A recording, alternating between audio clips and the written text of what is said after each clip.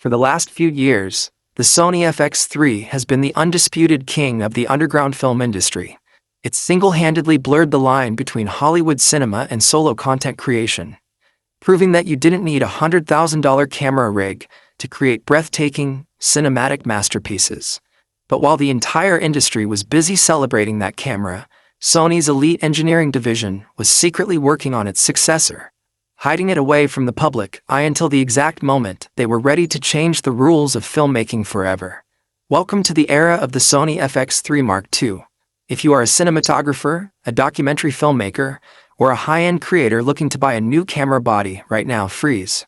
Do not place that order, close that online shopping tab, and give me your undivided attention, because what you are about to discover will make every current cinema camera look like an outdated relic of the past. The original FX3 succeeded because it gave solo shooters exactly what they needed: an uncompromised full-frame sensor inside a compact, heat-managed body with raw low-light capabilities that felt like black magic. But as time went on, the competition grew desperate. Rivals started releasing cameras with massive megapixel counts and open-gate shooting modes, trying to convince filmmakers that resolution was all that mattered. Sony didn't take the bait. They knew that the true soul of cinema isn't about counting pixels on a spec sheet. It is about motion cadence, dynamic range, and absolute dependability when the stakes are at their highest. The FX3 Mark II is the physical weapon designed to end this conversation permanently. It is a highly aggressive, precision-engineered evolution built to do one thing: capture human emotion and cinematic reality with zero technical limitations. Let us tear directly into the core of this beast, starting with the next-generation global shutter and sensor architecture.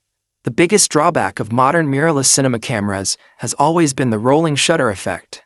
When you pan quickly or shoot fast-moving action, vertical lines bend, and the image stretches like jelly.